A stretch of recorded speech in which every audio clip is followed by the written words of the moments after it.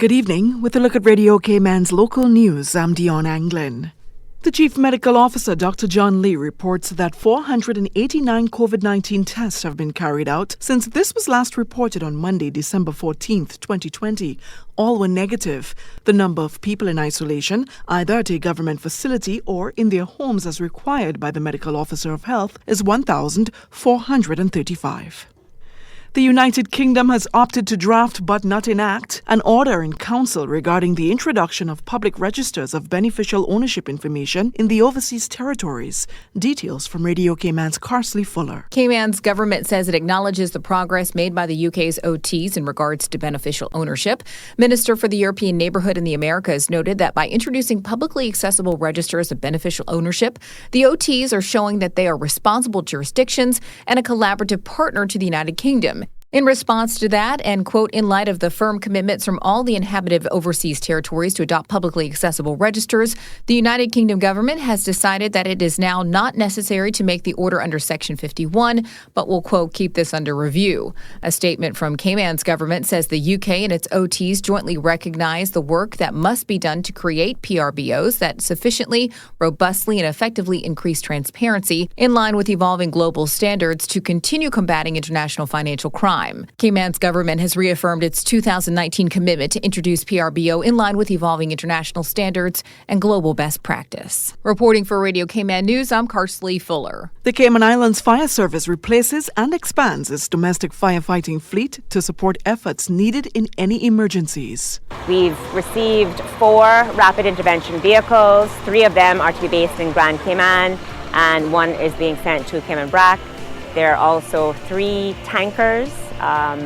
They are to be based in Grand Cayman with an additional tanker on order for delivery next year for Cayman Brac, as well as the other loader vehicles to support stationary operations, the pump loader. Minister for Home Affairs, the Honorable Tara Rivers, says they continue to recognize the value and importance of state-of-the-art equipment to make those life-saving interventions. Throughout the course of this term, we've had a number of investments, significant capital investments, and ensuring that the safety of our community and also the safety of our fire officers are paramount for this government's administration. Fire Service Chief Paul Walker says replacing the 15-year-old tankers with the new state-of-the-art equipment is a fantastic move for the country. What he's really excited about is their rapid intervention vehicles. That's a new way of firefighting. That's a first attack appliance with high-pressure hose reels.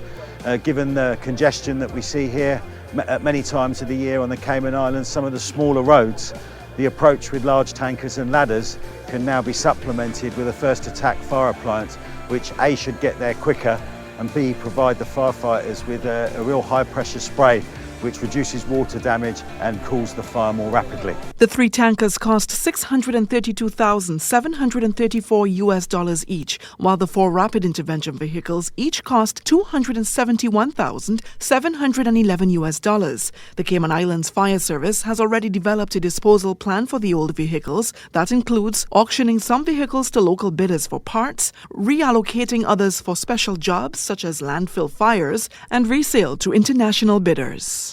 What repercussion will our island face if we lose mangroves? Well, Radio Cayman's Felicia Rankin-Salins has the details. There's a lot, actually. The obvious one is the problem with hurricane protection. Remove them, there's no protection. Martin Keeley, Education Director of the Mangrove Action Project, warns that loss of our mangroves will have a devastating domino effect, not just on our islands, but the global climate. Then you've got a situation where there's a carbon sequestration, where several mangroves have been researched and actually provide at least double or triple the amount of sequestration that the regular mangrove forests do, and also 5 times the amount that the rainforests do. So you would not only lose that, you would release it into the atmosphere, and therefore you would contribute to escalation of climate change. It would have heavy negative impacts on our sea life. Then you've got a situation where you would lose your fishing. Something like 80% of the fish that you find in the reef areas and around the coast, they spend their nursery lives in the protection of mangroves. For example, if you look at North Sound, the nutrients from the central mangroves that flow into North Sound essentially establish the entire intricate ecosystem.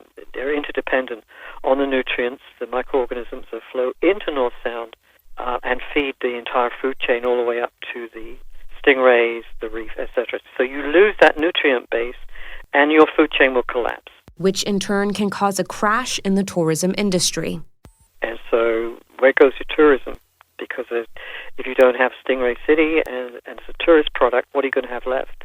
And you would lose a lot of the dive industry attraction because you wouldn't be seeing the different species. Because if you start to destroy the ecosystem that supports the ecological economics of tourism, then you're going to make a big hole in the tourist product. And just because we have a few hundred more condos, when they're all finished, if there's no mangroves left, who are you going to sell them to? For Radio Cayman News, I'm Felicia Rankin-Solins. If you would like to learn more about the Mangrove Action Project or to join Mangrove Rangers, email info@caymanmangroverangers.ky. Winners have been announced for Cayman's first home energy efficiency competition organized by the Ministry of Commerce, Planning and Infrastructure along with Caribbean Utilities Company Limited, CUC. Here's Radio Cayman's Adelaide Walton with more. The competition was a part of Energy Cayman, the Ministry of Commerce, Planning and Infrastructure's 12-month public education campaign to embed knowledge of energy-efficient practices into the Cayman community. This campaign was launched to help meet the goals of the National Energy Policy, which includes 70% of electricity generation from renewable sources by 2037. Over 800 entries have been received for the Home Energy Efficiency Makeover competition. The winners of the energy audits, worth up to $1,900 each, were also gifted an ecobee smart thermostat from CUC. Following an RFP process, Caymanian-owned company GreenTech Solar has been hired to perform the energy audits during the month of December. GreenTech will analyze the 8 homes and determine where and how energy is being lost, what systems are operating inefficiently, and recommend improvements that can be made to substantially lower utility bills. From the 8 winners of the energy audits, 1 will be chosen to win the grand prize of a home energy makeover worth up to $20,000.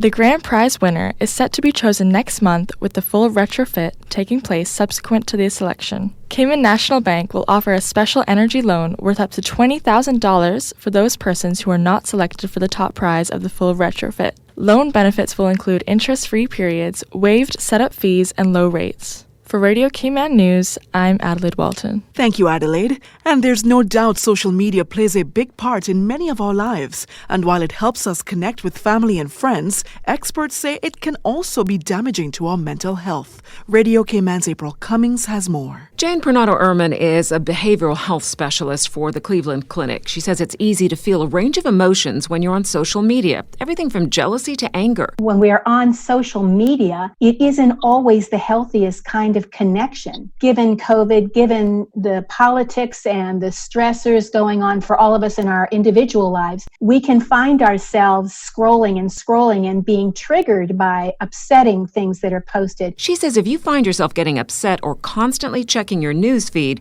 you might want to consider taking a break. In fact, research shows if you limit your time on social media to no more than 30 minutes a day, your mood can actually improve. I think when we say, okay, I'm going to check social media at this time of the day and keep it to that, and not check it first thing in the morning, and not check it every time they have a break, so that they have some regulation to their day and their time. I think that's helpful. Of course, that can be easier said than done, so you might want to try putting your phone in another room for a while to reduce temptation. For Radio Cayman Health News, I'm April Cummings. And that'll take us out of Radio Cayman's local news. I'm DIONNE ANGLIN.